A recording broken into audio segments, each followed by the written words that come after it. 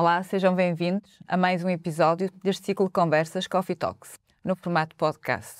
Hoje comigo tem uma pessoa especial, pediatra de vocação, escritor nas horas vagas, partilha connosco muitas memórias de uma pediatria vivenciada ao longo das últimas décadas. Boa tarde, Dr. Oliveira. Boa tarde. É um gosto tê-lo cá. Seja muito bem-vindo. O meu prazer é todo meu. Vamos partilhar aquelas experiências de vida, mas antes disso vou-lhe perguntar quem é o Dr. Oliveira? Quem é a pessoa por trás do pediatra? Eu sou um homem simples, tento ser humanista em toda a dimensão da palavra e, acima de tudo, sou pediatra com muito gosto, há cerca de 40 anos. É difícil separar o homem do pediatra? É. Nesta altura? Sempre vivi a minha profissão de uma maneira muito intensiva, ao ponto da minha mulher dizer que eu ponho a profissão à frente de tudo.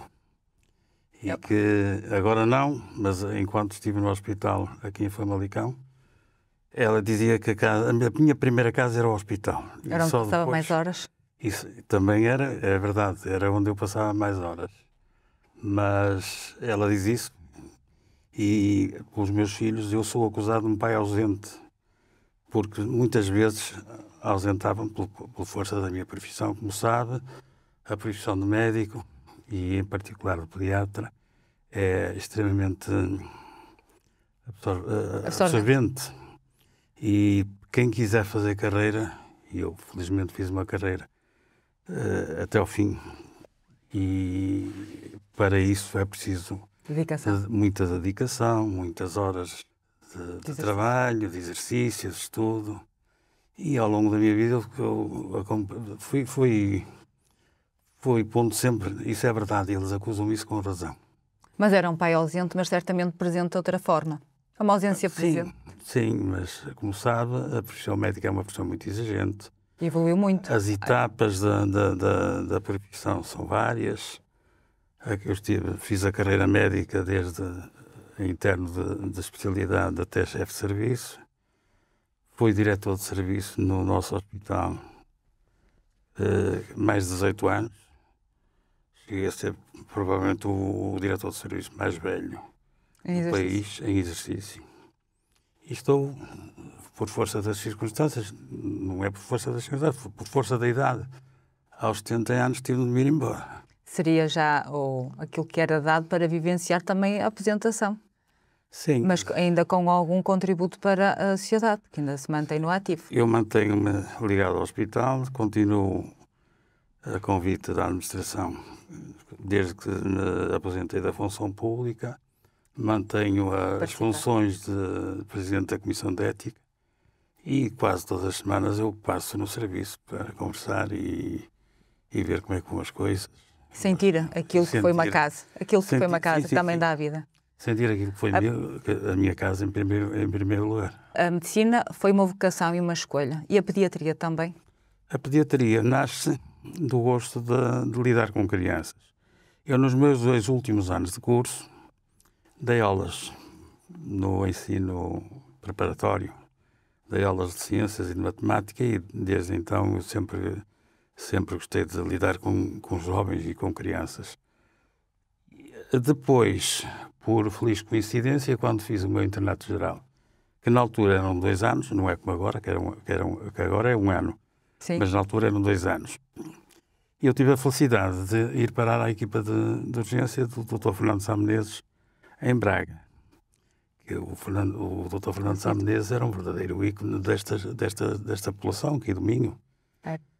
E aprendi com ele muita pediatria, aprendi com ele muita coisa, embora ele fosse um homem com um feitio um bocado difícil. Quando olha a medicina, para quem começou há 40 anos, 40 há mais, muitos, quase 50. Há uma grande evolução.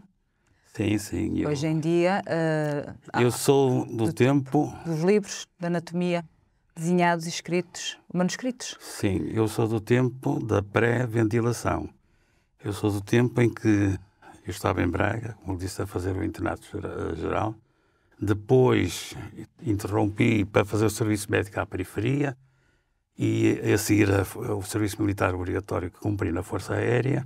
E quando regressei a Braga, depois de passar à disponibilidade voltei ao serviço do Dr. Menezes.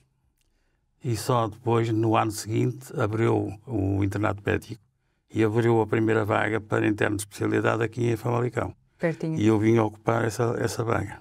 E fiz a minha carreira toda ali, depois, durante 38 anos e tal. Mas nessa medicina, lá atrás, em que a memória humana era a nossa base de dados, de processamento de dados, de informação, a análise clínica era o mais importante, a sintomatologia, não é? A anamnese das crianças era diferente. Fazia-se, e hoje é um bocado diferente. Hoje as novas gerações têm uma prática médica muito baseada em exames clínicos e exames auxiliares de diagnóstico. Imagem, análise. Na altura nós não tínhamos esses recursos que temos hoje. Sim. A ecografia apareceu depois. A ressonância muito mais tarde, a tomografia. Eu, no meu curso, aprendi a radiologia clássica. Sim, o raio-x. Era o raio-x simples e era o raio-x feito com, por exemplo, para o estômago e para os intestinos, era com as papas varitadas. Sim, de lá atrás. Só muito mais tarde é que começaram a aparecer as ecografias, a tomografia, a ressonância. Esses equipamentos todos. Fazia só clínica. Eu cheguei a fazer... Eu sou ainda da época de não haver Serviço Nacional de Saúde.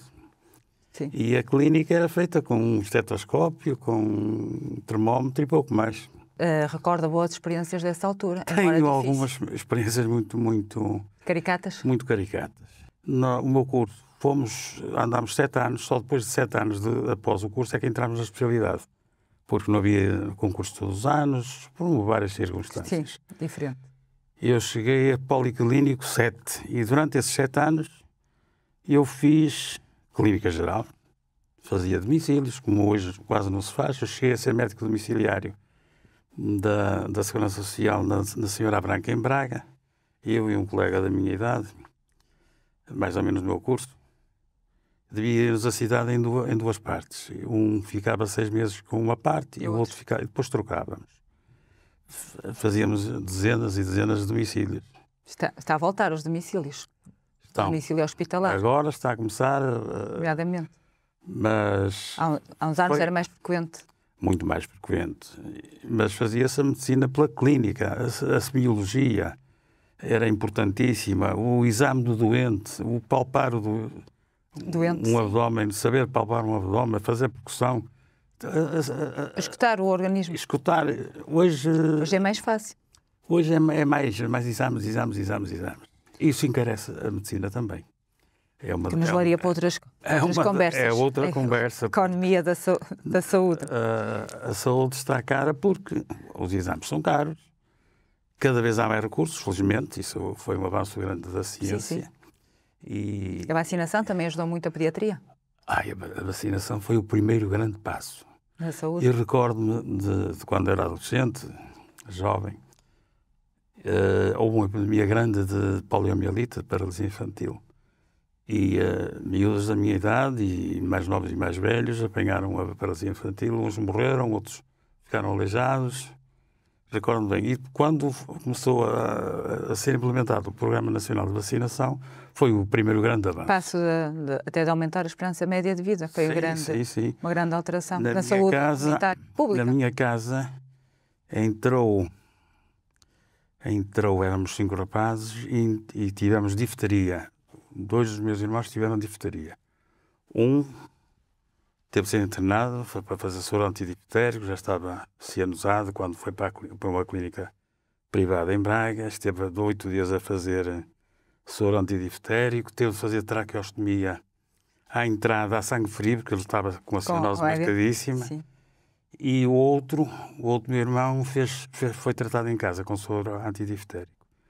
Mas o primeiro grande passo, sem dúvida, que foram... A saúde pública foi a vacinação. Foi a vacinação. A par de outros. Sim, mas que nos trouxe uma melhoria significativa. Sim, sem dúvida nenhuma. Como vê, nos dias de hoje e pela evolução, o futuro da pediatria? Olha para a experiência, para essas memórias, para o caminho que parece que foi ontem que começou? Sim, a pediatria e, em particular, a neonatologia deram um grande espaço em frente A ventilação foi um dos primeiros a permitir que prematuros se viessem a salvar, e cada vez com ventilação mais sofisticada e com medicamentos, com surfatantes. Estou-me a lembrar do surfatante, que eu estive no ensaio clínico do surfatante quando frequentei a maternidade Sul Diniz, e os grandes avanços hoje, um prematuro muito prematuro, às vezes com semanas. 500 e poucos gramas, acima das 22 semanas, 22, 23, já se safam sem grandes sequelas. E isso foi um grande passo em frente. Os equipamentos, as incubadoras, a medicação, toda a parte. Recordo-me quando eu comecei em Braga, nos anos 76, 77, 78, em que as próprias agulhas para picar as crianças eram uns carangulos, Sim, ainda tinham que ser desinfetadas, algumas com álcool. E eram muito difíceis de manobrar. Recordo-me, tenho presente um caso muito curioso no verão, sobretudo no verão. Nesse tempo ainda morria muitas crianças com desidratações muito graves. Entravam como secos, não havia maneira de as picar. E um dia eu estava no hospital, entrou uma criança seca, não havia maneira de picar nenhuma veia periférica. E uma enfermeira já muito experiente, que havia lá no serviço, mas na altura foi assim que safámos a criança e ela sobreviveu. O conhecimento vem muitas vezes das experiências que se vai tendo. Foi assim que a medicina evoluiu lá atrás. Sim, sem dúvida. Muita experiência e do conhecimento de quem estava na frente, muitas vezes a trabalhar. É das profissões em que a experiência dos mais velhos é muitíssimo importante. Porque nós aprendemos uns com os outros. Nem tudo é, como se costuma dizer, by the book. Claro. Somos todos iguais. Claro. Mas olha para isso e vê um futuro... O futuro cada vez é melhor. Eu sou muito otimista nesse aspecto. E ver as taxas de mortalidade que tínhamos há 40 anos e as que temos agora, que são das melhores do mundo. Mas apresenta-se agora nas crianças outro tipo de manifestações ou preocupações na pediatria? Mais em termos de crescimento e relacionais? Em termos atuais, sim. Uma das razões que são apontadas são as novas tecnologias, nomeadamente as redes sociais, os telemóveis, os ecrãs, de uma maneira geral. E, por exemplo, nós estamos a assistir a um aparecimento de imensos casos, sobretudo depois da pandemia, crianças com perturbação do espectro autismo. Eu nunca vi tanta gente com tantas crianças com alteração do espectro. Com alterações Mas terá maior diagnóstico? Também é verdade.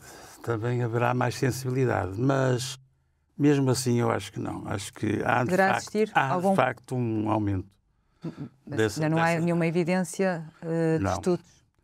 Mais tarde, talvez. E depois há outro campo, que é o problema, sobretudo nos adolescentes, mas também nas crianças. Problemas de ordem psiquiátrica, mesmo psiquiátrica. Que ainda é estigma falar, como nos adultos? Não é, cada vez menos. Cada vez menos há esses estigmas que têm sido abandonados. As pessoas hoje aceitam melhor levar a criança à pedopsiquiatra. Mas uma das razões, que é apontada por um psicólogo americano muito famoso, que publicou recentemente um livro,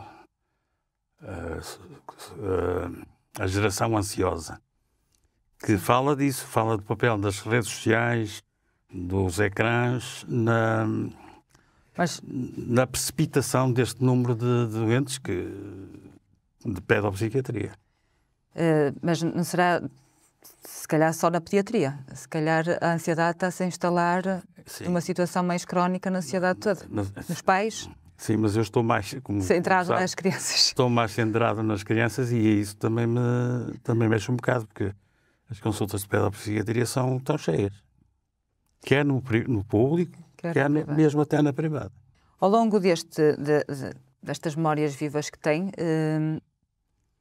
já atendeu crianças em termos de pediatria, e já cresceram, e já atendeu os filhos daqueles hoje meninos que foram pediatras. Qual é a sensação? É muito gratificante, porque é sinal de que os Os pais ficaram satisfeitos. Ainda hoje de manhã, muitas vezes eles não dizem, mas hoje de manhã tive um casal que diz, olha, eu fui o senhor foi meu pediatra, e do meu marido, ali dos Lados de Barcelos.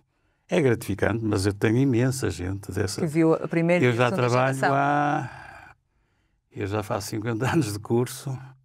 50 anos já é. 50 anos de curso daqui a 2 anos. E trabalhei sempre imenso. A senhora conhece-me, sabe que eu trabalhei sempre muito. Muito. Mas também é onde se sente bem, é uma realização. Sim, mas ainda agora o almoço levei na cabeça do meu filho mais velho. Por causa disso. Trabalhar muito. Porque, pronto, eu sinto-me mais cansado que há 10 anos atrás, como é óbvio e natural. Mas eu hoje cansado. Ele vai ouvir a dizer isso. Extremamente cansado. Diz ele, tu trabalhas até o sábado amanhã, para quê? Porque as crianças, a doença não tem hora. Pois, o problema é esse. Ainda agora, quando estava aqui a desligar o telefone, já tenho aqui um pai a mandar uma mensagem. Dizer que vai para fora e que precisava que... E do outro lado está sempre aflito. Os pais também são sempre aflitos. É uma população mais exigente. Não é pelos casos que sejam mais graves ou menos graves. Felizmente, na pediatria, mais de 80% dos casos não são graves. Agora, é preciso estar atento para as situações que eventualmente possam ser graves. Isso é um facto. Mas a grande parte da patologia pediátrica, e quando estou a falar da doença aguda, porque o papel do pediatra não é só ver a doença aguda. É seguir a criança desde que nasce até chegar à idade adulta, saudável, com bom aproveitamento escolar e que se torne homens e mulheres realizados e bem inseridos na sociedade. Nesse período todo que teve, tem memórias difíceis? Momentos difíceis? Muitos tenho. Alguma que o marcou? Tenho várias. Se for a puxar pela memória, tenho várias. Porque vive-se por mais proteção que tente ter um pediatra ou algum afastamento. É preciso criar um certo... uma certa couraça para resistir aos choques emocionais que também temos. Somos homens e mulheres. E estou-me a recordar de um caso que estava de urgência, era 9h pouco da manhã, como outros casos, uma criança afogada que me entra na urgência também morta, também tinha caído uma fossa séptica. Há muitos casos. Momentos, esses são mesmo muito difíceis, em que já é no limite, mas às vezes a urgência, trabalhar numa urgência é diferente do internamento. No internamento, quando temos casos graves, e eu tive muitos casos graves ao longo da minha vida, ou quando temos de dar a notícia aos pais e à família em geral de que a criança tem uma situação irreversível, é outro momento dramático, porque nós não nos podemos desligar a parte emocional. A parte emocional. Mas também tem memórias boas, memórias vivas, muito boas. Sim.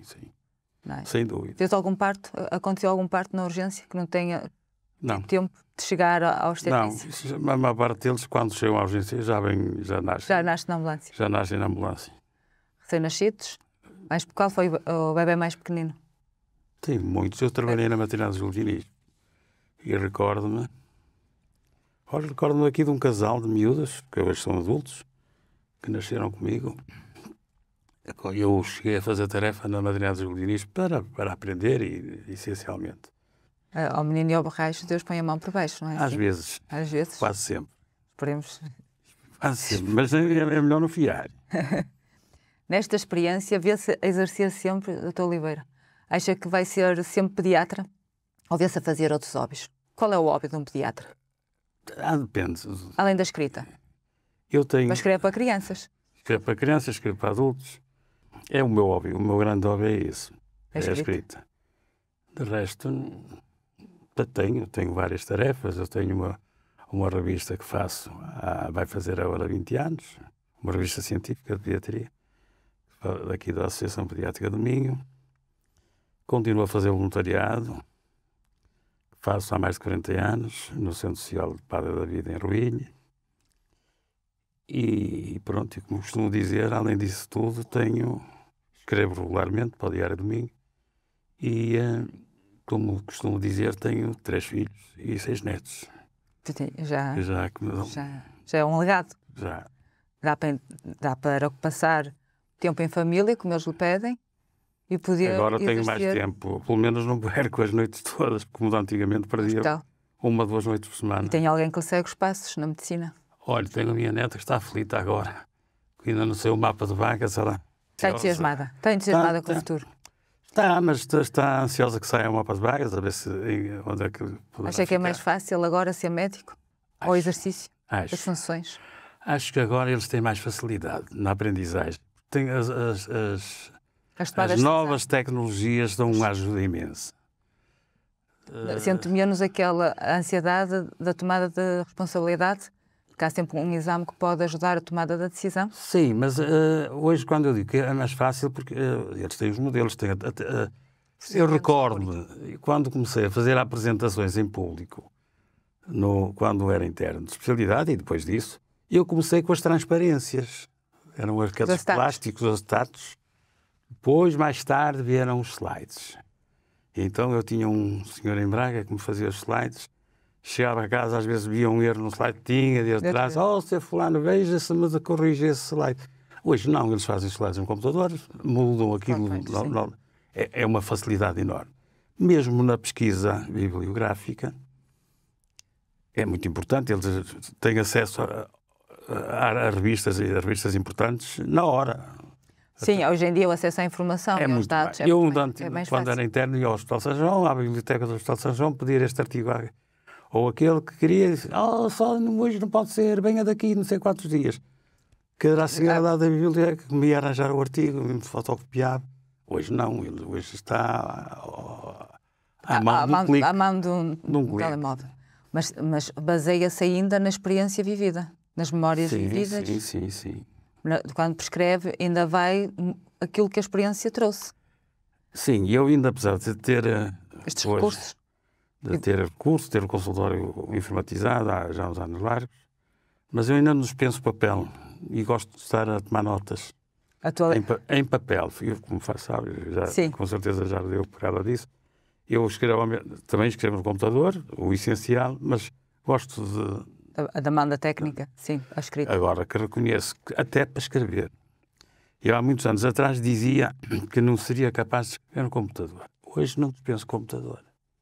Eu queria dizer, é um pediatra de trás, de muita experiência, mas acompanhou a evolução. Sim. Eu costumo dizer, mesmo na medicina, a minha geração, a geração à volta da minha, as gerações à volta da minha, nós fizemos a simbiose entre o João Semana e o médico de ponta. Sim. Eu fiz cuidados intensivos na maternidade de Júlio Diniz, cuidados intensivos neonatais, e antes tinha feito clínica em domicílios e no consultório, com o auxílio de poucos recursos. Por isso é que eu digo que nós fizemos a minha geração fez a simbiose entre o médico chamado João Semana e a medicina altamente especializada, a medicina de ponta. Mas estamos até numa era de hiperespecialização. Sim. O que se torna difícil. Tem algumas desvantagens. Tem que alguém fazer... A medicina está muito compartilhada. Está especializada. Muito especializada. A medicina interna tem os hepatologistas, os nutricionistas, está muito segmentada.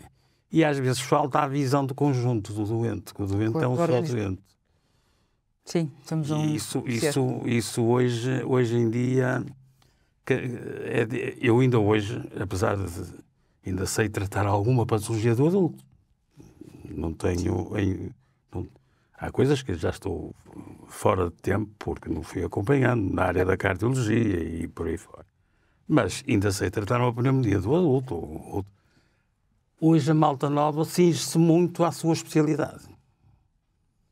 E não sai daí. E dificilmente sai daí. Trouxe algumas vantagens, mas poderá... Tem algumas desvantagens também, como é óbvio.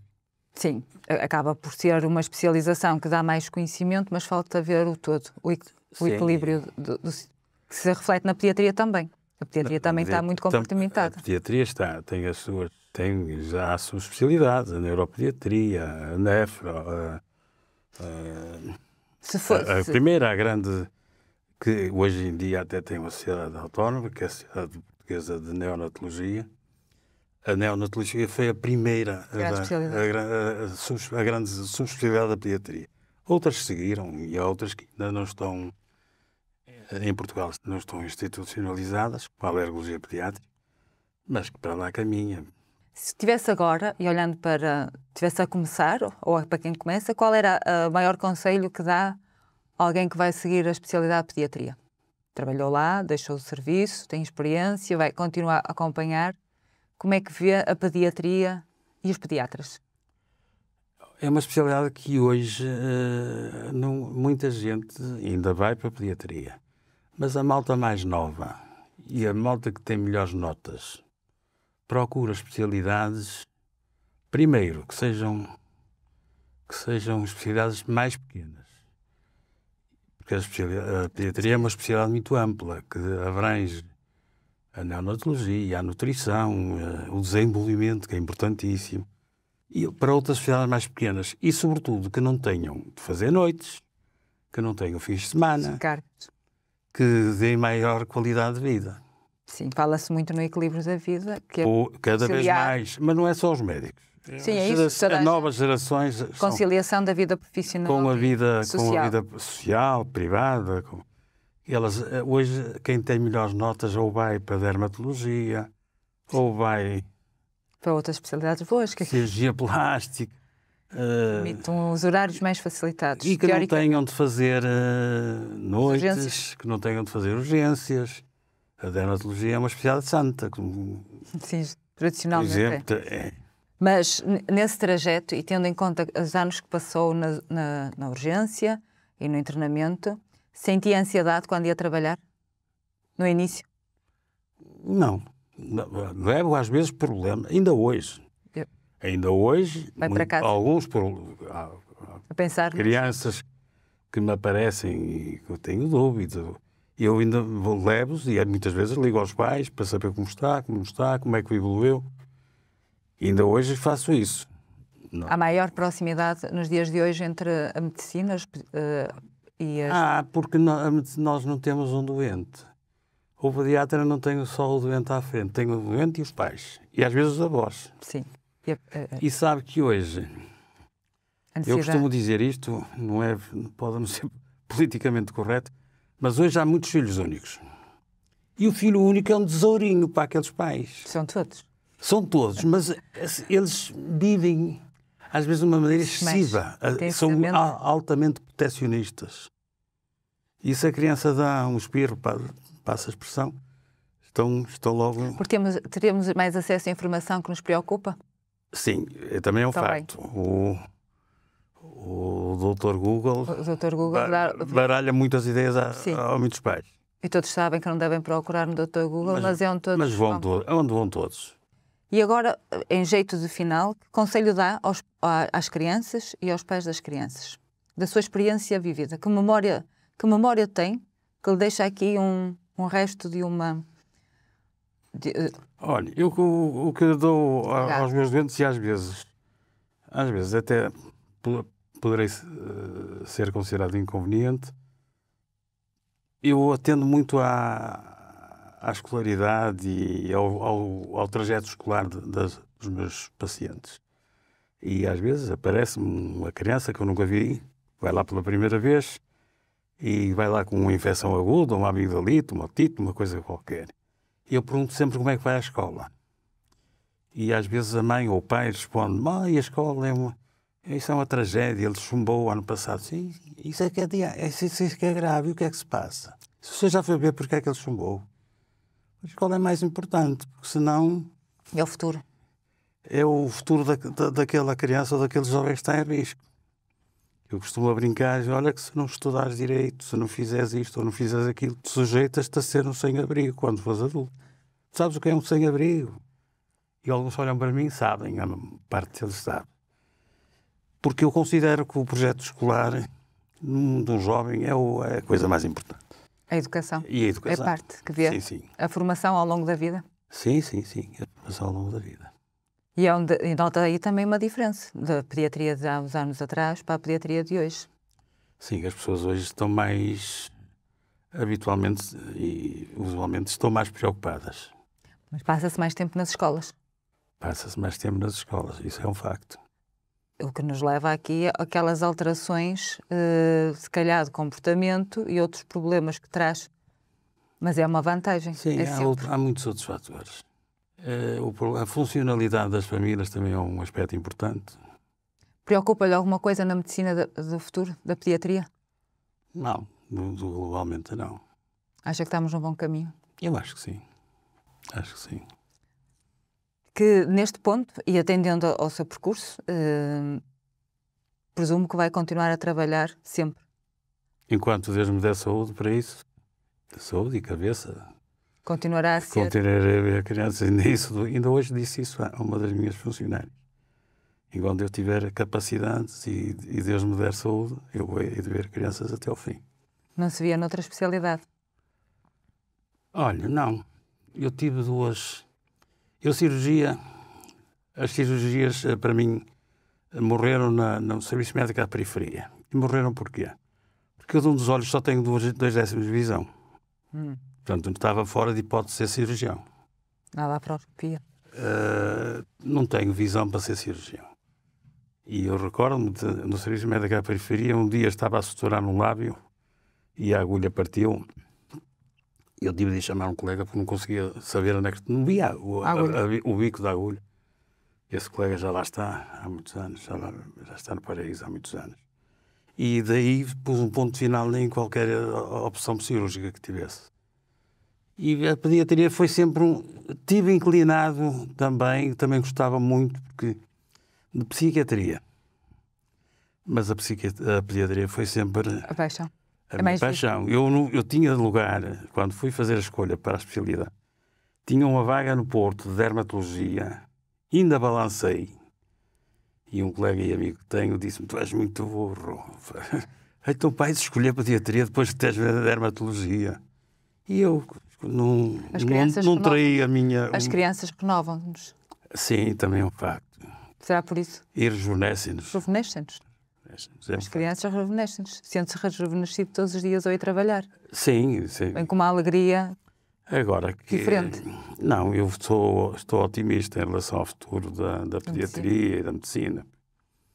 Damos grandes passos em frente. Sim, é do tempo em que a urgência da pediatria era junto à do adulto. Sim, foi muitos anos. Foi um ganho enorme a separação da pediatria em relação ao adulto, que não é um adulto também. Nós recuperámos aqui a idoneidade formativa para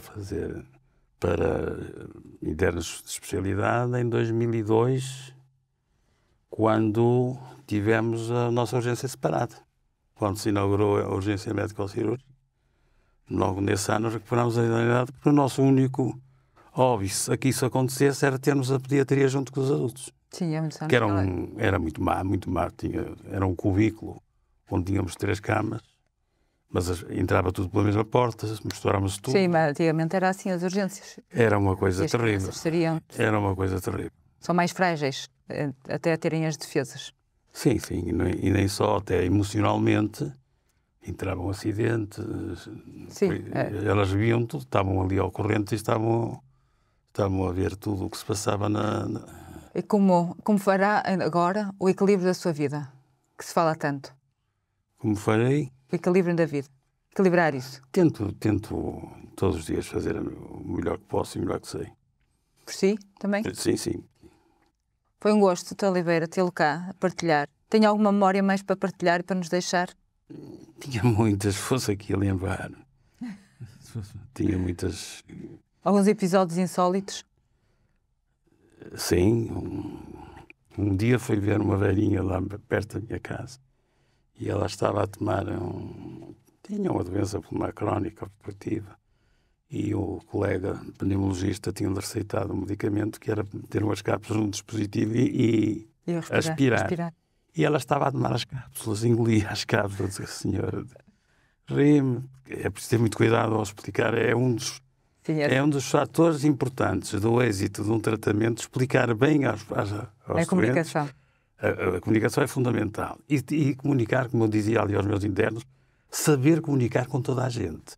Saber comunicar com o juiz, o professor, mas também com a pessoa mais humilde que apareça no serviço. E menos letrada. Menos letrada. Menos letrada. É preciso saber comunicar com toda a gente. E trocas na medicação, às vezes? Sim, por isso é que é importante dizer às pessoas como é que fazem, experimentar até no consultório. Sobretudo isso na medicação, por exemplo, asma, ensinar bem como é que funcionam os dispositivos inalatórios. É fundamental, porque senão... É uma pessoa paciente, Dr. Oliveira? Já fui mais. Noto que hoje a minha paciência esgota-se à medida que as horas passam. Não era o contrário? Não. Hoje, sabe que eu trabalho imenso ainda e não tenho a paciência que tinha há muitos anos atrás. Eu chego à noite já com um figo maduro, como se costuma dizer. Já não tenho a vitalidade que tinha quando tinha menos 20 ou 30 anos, como é óbvio. Mas pronto. Mas mantém-se rejuvenescido. Graças a Deus, não me posso queixar. Foi um gosto tê-lo cá. Muito obrigado. Eu é que agradeço e é um prazer sempre estar consigo e conversar consigo sobre estas e outras matérias. E outras matérias, sempre atuais. Um dia fazemos outra conversa sobre outra temática. Muito bem. Muito obrigada, espero que tenham gostado. Voltamos em breve.